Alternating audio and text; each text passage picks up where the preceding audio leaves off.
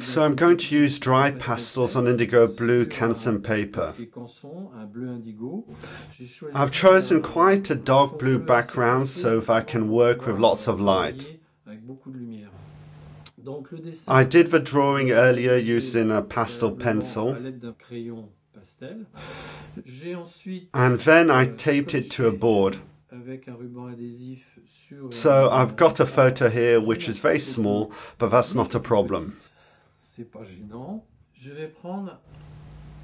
I'm going to use off-white, a sort of Naples yellow. There are two ways of working, either in strokes like this,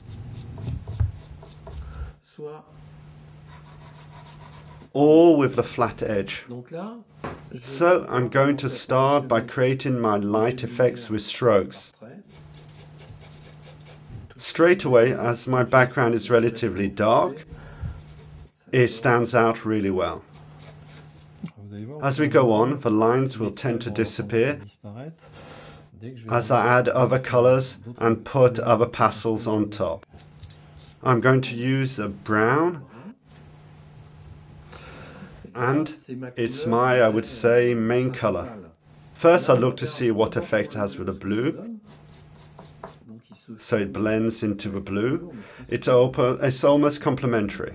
And I'm also doing a test here to see how it works, how it mixes, and if I get a slight blend.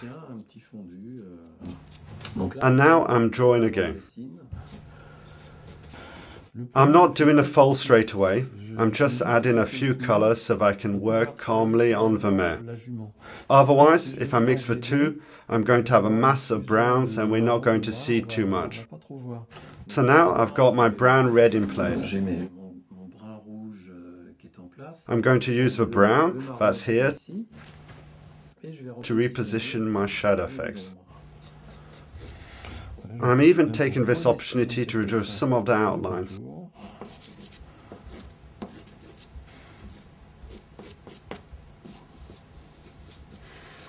I'm leaving the fold alone for the time being. So that's the first stage, putting on the three base colors. Now I'm going to use another to create a bit more warmth because I have the Naples yellow, which is really strong. I'm going to break it up with ochre. So here I'm working on both the light colors and the shadows. You can see if I'm going over my lines. So now I'm going to add just a little bit more oomph to see what effect that has. So I'm going to go back over it in black. So I'm going to start with an area that's not dangerous at all, the tail, and straight away it comes out. But I'm being careful too. I'm not falling into the trap putting everything in black. I'm letting the blue of the paper show through. So here I'm going back to my first base color,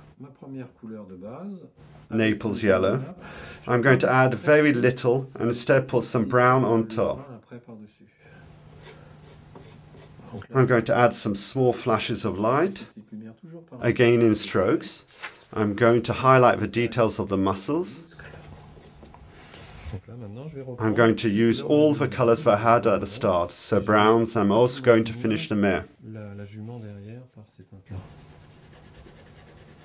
So now for a better view, and because I'm quite tall, I'm going to stand up to finish this horse. Now I'm really demonstrating my basic technique.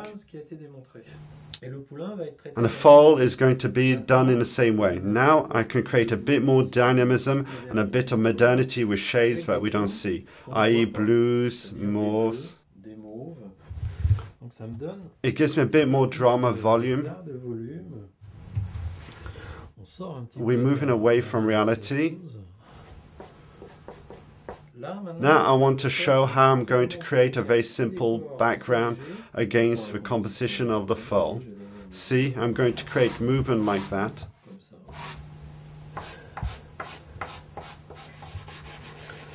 So that's the real composition. Now the illustration is finished. Of course, with a bit of detachment, you can always come back with a French perspective a few hours later. In general, I always end up with light, not with shadow. That's a personal thing. One little thing, when you have boxes like that are starting to be relatively big, instead of looking for your pastel every time, when I finish with a tool, I put it like that, sideways. You can find your pastel more easily.